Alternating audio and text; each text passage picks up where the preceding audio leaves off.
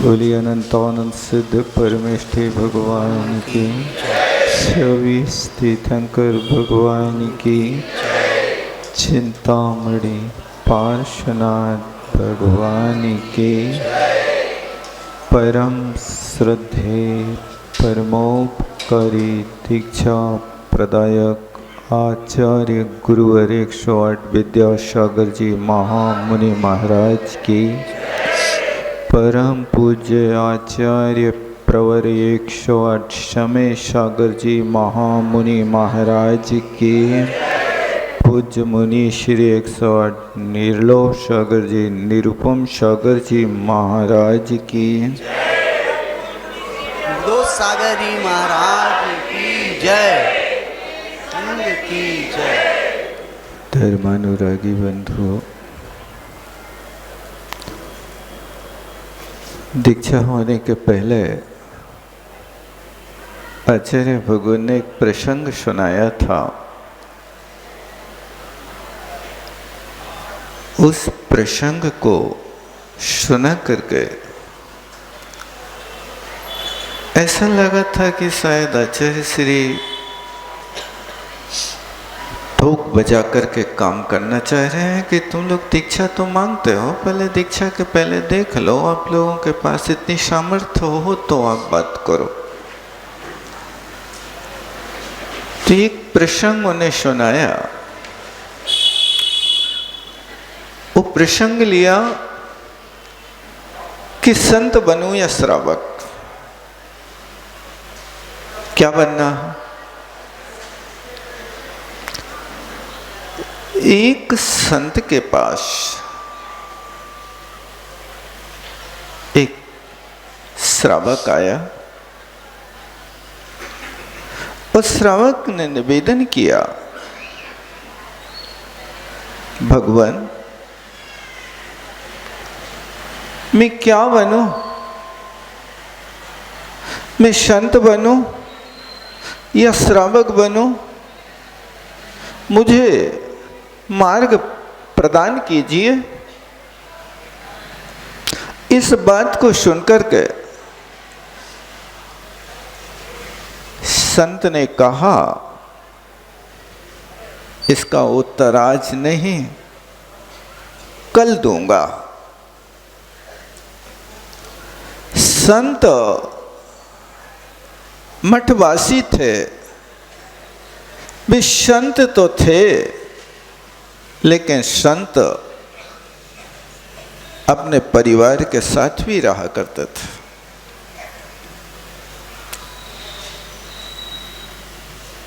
उस श्रावक से कहा कि आप कल ठीक 1 बजे आना।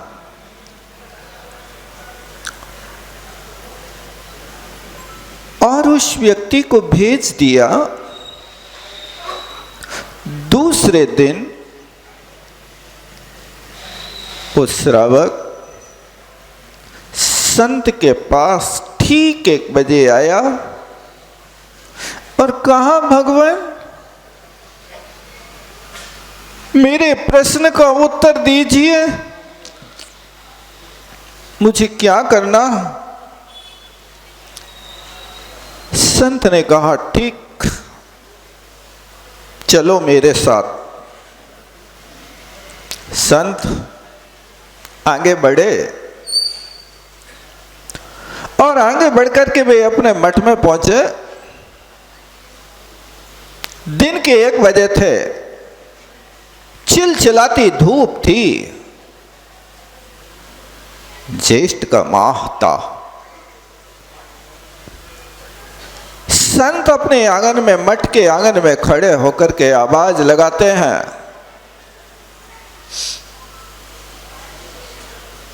लालटेन जला करके लाओ। अंदर से बिना कुछ प्रश्न किए और लालटेन जला करके सामने रख दिया। ठीक थोड़ी देर बाद अंदर से 2 गिलास में दूध आया और वो दोनों गिलास सामने रख करके वापिस हो गए। दुग्ध दान करने वाले यहां पर संत ने उस जिज्ञासु से कहा, दूध पियो। उस व्यक्ति ने दूध का गिलास उठा करके पहले संत को दिया कि भगवान पहले आप शुरू करें,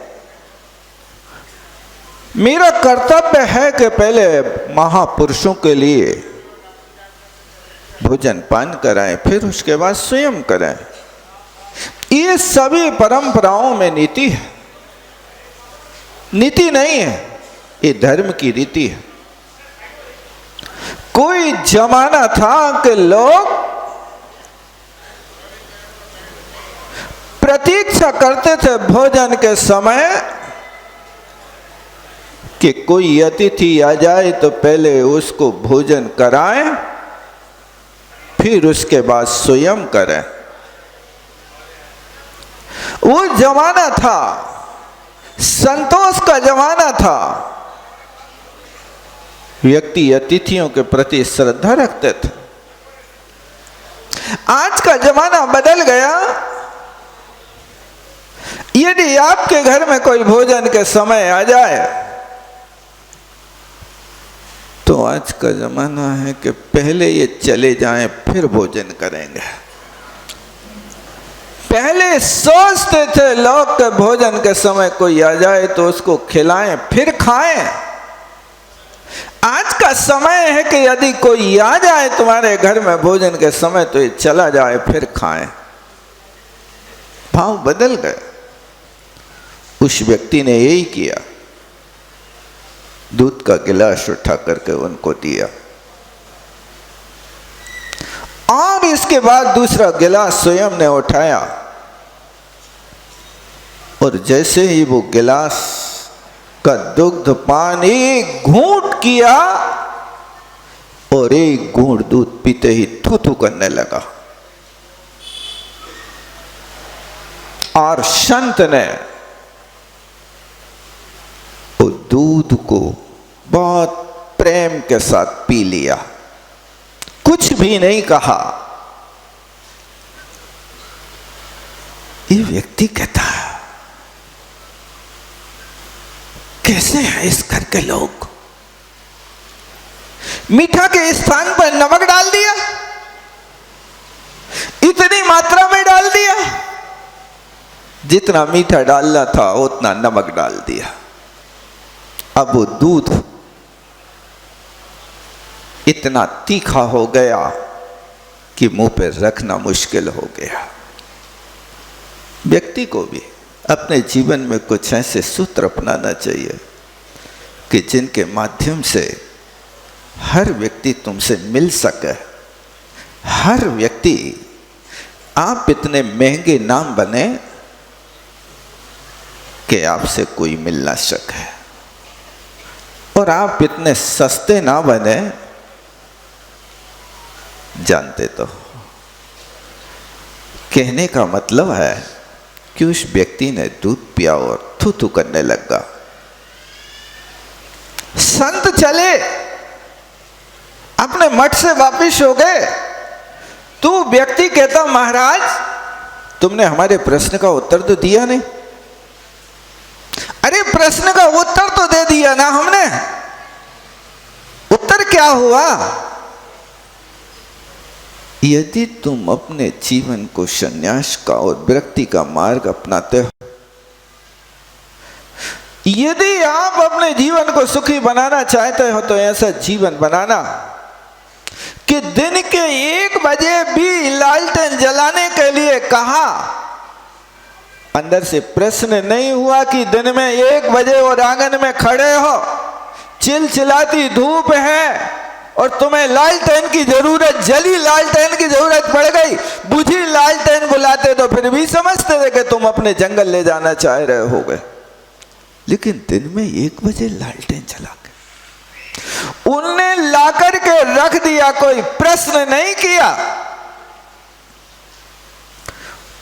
और आज भूल हो गई कि बूरे के स्थान पर दूध में नमक डाल दिया, तो वो नमक डला दूध भी जो व्यक्ति समता से पी लेता है वो तो संत बन सकता है, और जो नमक डाला दूध पी करके तू तू करने लग जाता है वो कभी संत नहीं बन सकता। संत बनना है तो जवाब मत देना, प्रश्न मत खड़े करना। दिन में 1 बजे लंप की क्या जरूरत है? ये प्रश्न मत करना कि तुमने आज क्या किया, दिमाग कहां गया था, 12 बोतल का नशा चढ़ा था क्या, कि बूरे के स्थान पर नमक डाल दिया। दुनिया होती तो पता नहीं क्या करती, वो थू थू करने के साथ गिलास किसके सिर पर टकराती है। संत ने कहा यदि तुम्हारे अंदर ऐसे गुण प्रकट हो जाएं तो संत बनना, और यदि ये गुण नहीं बनेंगे तो तुम न संत बन सकते हो न श्रावक बन सकते हो। घर में रहने वाले श्रावक ने भी बिना प्रश्न किए ला करके लंप जला के रख दी।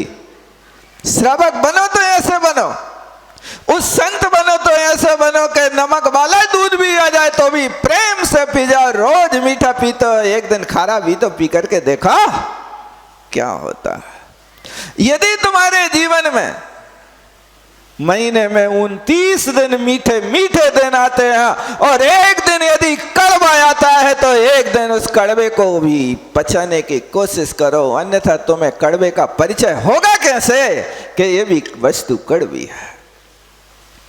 यदि ऐसी समता आती है तो मोक्ष मार्ग प्रशस्त होता है, अन्यथा बहुत मुश्किल होता है। और ये जरूर है कि इस तरह का जीवन आचार्य श्री भगवान पहले ठोक बजा कर लेते थे कि तुम्हारे अंदर ऐसी साधना करने की भावना होवे, तुम यदि ऐसे बन सको तो मोक्ष मार्ग में कदम रखना, अन्यथा प्रभावना नहीं कर सकते तो प्रभावना भी मत करना। आचार्य श्री बार बार समझाया करते थे। दीक्षा देने के बाद तो फिर इस तरह से आचार्य श्री हर संत को समझाते थे। दीक्षा देने के बाद 3 दिन तक हम लोगों की जो क्लास ली, वो क्लास लेने के बाद ऐसा लगता था कि जैसे आचार्य श्री अंदर के बैठे हुए सारे बेकार को हाथ डाल डाल करके निकाल रहे। हाँ, वो उनकी देश ना होती थी, वास्तव में वो होता है।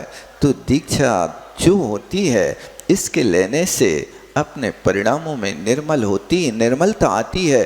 कई लोग कहते हैं कि दीक्षा का अनुभव बताओ भैया, क्या है तुमने दीक्षा ली, दीक्षा का अनुभव तो बताओ। दीक्षा का अनुभव तो ऐसा है जैसे कोई गूंगे के लाने गुड़ खिलाओ और उस गूंगे से पूछो कि बताओ भैया गुड़ का स्वाद क्या है। अरे गूंगा गुड़ का स्वाद तो लेगा, लेकिन उसके पास बोलने के लिए जबान नहीं है कि वो बोल सके, तुमसे कह सके कि गुड़ मीठा है कि खारा है। दीक्षा भी इसी तरह की हुआ करती है कि लपटी स्थान जो होते हैं गूंगे के गुड़ की भांति हुआ करते हैं। इसको तुम्हें बता नहीं सकते कि क्या अनुभव होता है। वो अनुभव तो स्वयं उसी को होता है जिस व्यक्ति ने उस चीज का अनुभव किया है। एक बार की बात है, दीक्षा के पहले चिंतामणि पार्श्वनाथ गुजरात में शिविर लगते थे, साल में एक बार वहाँ जाते थे और ये भाई लोग संयोजना करते थे, बंबई के लोग आए हैं। दीक्षा हो गई तो दीक्षा होने के बाद एक महानुभाव जो स्वाध्याय प्रेमी थे, स्वाध्याय मंडल के जुड़े हुए व्यक्ति थे, वो भी आने लगे थे, जुड़ गए थे। तो एक दिन दीक्षा के बाद रामटेक में आए दर्शन करने के लिए और दर्शन करके बैठ गए। उनने सबसे पहला प्रश्न किया, महाराज वेश तो बदल गया, भाव बदला कि नहीं बदला? आपने दीक्षा तो ले ली, लेकिन दीक्षा के साथ भाव क्या है आप बताइए। इस अभिप्राय के व्यक्ति थे कि पंचम काल में साधु होते ही नहीं है। और उनने ये बात आकर के अनुभव पूछना चाहा था। मैंने उनसे कहा, भैया बिना दीक्षा लिए तो तुम्हें इसका अनुभव नहीं हो सकता, एक बार लेकर के देखो। लेकिन सुनो, भाव बदला कि नहीं बदला, ये चीज़ तो तुम दीक्षार्थी से पूछ रहे हो, दीक्षा लेने के बाद पूछ रहे हो। आप पद्म पुराण में पढ़ो कि जब रावण सीता को हरण करके ले गया था और सीता के लिए बार बार निवेदन करता था, सीता से कहा, हे महारानी देवी, तुम लंका का राज ले लो और एक बार मुझे स्वीकार कर लो। सीता ने दुत्कार दिया कि पापी दुरात्मा, तुम राज का प्रलोभन देकर के मेरे सील को नष्ट नहीं कर सकता है। फिर दोबारा कहा कि मैं तुम्हें 18,000 रानियों का शिरोमणि बनाता हूँ, तुम इसको लेकर के मुझे स्वीकार कर लो। उसने ठुकरा दिया। फिर राम के पास खबर भेजी कि हे रामचंद्र जी, मैं तुम्हें विद्याधरों की 3,000 कन्याएं और आधा लंका का राज देता हूं, तुम सीता को हमें दे दो।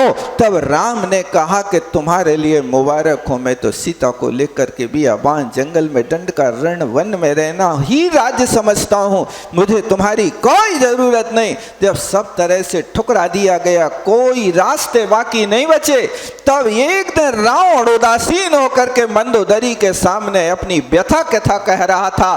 तो मंदोदरी ने कहा कि तुम तो विद्याधर हो, तुम अपना रावण का वेश बदल करके तुम राम का रूप क्यों नहीं बना लेते हो। तब रावण ने कहा कि तुम्हारे कहने के पहले मैंने प्रयोग कर लिया, लेकिन करूं का, जब भी मैं राम का रूप बना करके जाता हूं तो मेरे अंदर की वासना खत्म हो जाती है, मेरे अंदर मर्यादा राम का भाव पैदा हो जाता है, मेरे अंदर रावण की कोई वासना नहीं बचती है। ये मैंने पहले प्रयोग कर लिया, और जब राम का रूप लेकर के जाता हूं तो मेरे काम के भाव खत्म हो जाते हैं। मैंने कहा, सुन लो, देख लो पद्म पुराण को खोल करके कि एक कामी व्यक्ति भी जब अपना वेश बदल करके सीता के सामने जाता है तो फिर वो भाव से नहीं, द्रव्य से वेश बदला तो द्रव्य से वेश बदलने वाले का भाव बदल गया। तो जिसके ऊपर गुरु का हाथ हो जाए उसका भाग बदलने में कौन बड़ी सी बात है। क्या कहते हो तुम के भाव नहीं बदलेगा। मैं तो कहता हूं जिनके हाथों में लकीरें नहीं होती हैं, लोग कहते हैं उनका जीवन अधूरा होता है। मैं तो कहता हूं जिनके सिर पे हाथ गुरु का होता है उनको लकीरों की जरूरत नहीं होती है, उनका भाग तो बनाने वाले वो हुआ करते हैं। इसलिए रोज पढ़ते हो आप लोग बड़े लय के साथ, गुरु की छाया में शरण जो पा गया उसके जीवन में सुमंगल आ गया। गुरु का हाथ पढ़ते ही जीवन मंगलमय हो जाता है। ऐसे परम श्रद्धे गुरुदेव की कृपा आज के दिन हम लोगों के ऊपर हुई थी और वास्तव में बहुत रहस्यमयी दीक्षा है।